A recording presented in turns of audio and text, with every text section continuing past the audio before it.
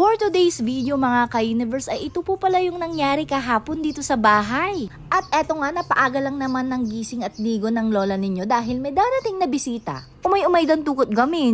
Charot! Pagkababa ko nga dito sa bahay mga ka-universe ay nakita ko itong aking partner. Mukhang siya na tong excited. Kita nyo naman, nagagayat na siya ng lulutuhin namin. Umupo na din pala ako mga ka-universe at tinulungan ko na siya para nga mabilis matapos. Ramdam ko na naman kasi mga ka-universe na madami-dami na namang istorya niya. Baka kako, abutin na naman po kami nito ng siyam-siyam. At yun na nga mga ka-universe, inutusan ko na siyang kumuha ng paglagyanan ng sayote. At alam nyo ang dumating.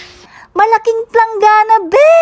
Parang ba, tilutuhin natin, oh. Char, dahil biglaan sila bumisita. Ay, syempre, mabibigla din sila na walang ulam. Charot.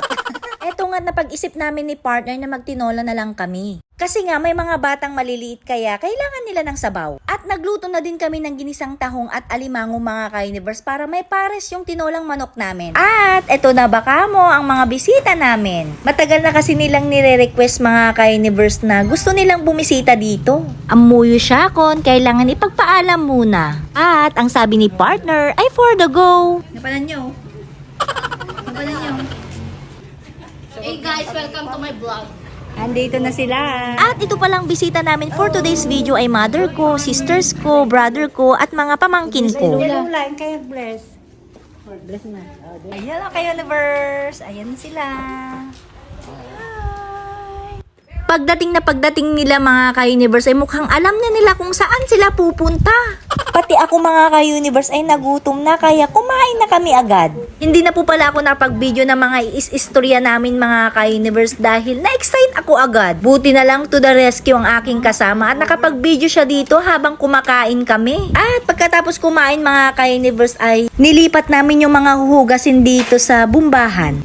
Ganito kasing marami kaming kumain mga ka-universe ay dito na namin hinuhugasan yung mga pinagkainan namin. Feeling namin kasi mga ka-universe ay nagpadaya kami. Ganito kasi mga ka-universe mas komportable at mas malawak kasi pag dito kami naghugas. Ito na po, sahugasin kami. Okay, Tam, ang mother ko nakikipagka-universe na.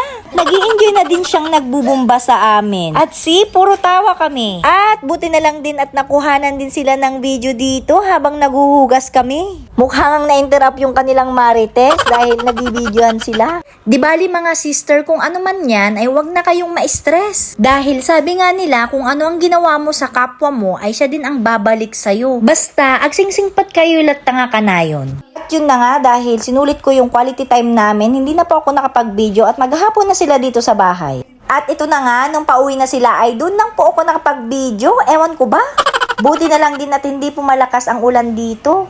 Kasi magkukommute pa man din sila. At buti na lang mga ka-universe kahit papano ay may mga tao pa din na may busilak ang puso. Salamat po sa pagpresenta at paghatid sa kanila sa bahay. Hapon na kasi sila nauwi mga ka-universe at siguro, destiny ba nila yung truck na pagsasakyan nila ngayon? Charot!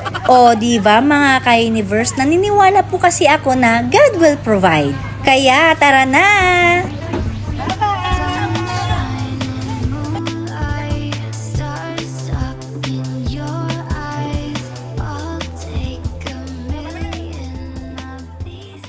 Pag-akyat ko dito sa taas mga ka-universe ay naglagay na din po ako ng karton para pag-upuan ng mga bata.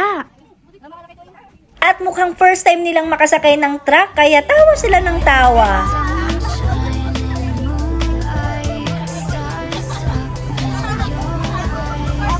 At ako naman dito sa likod ay feel na feel ko.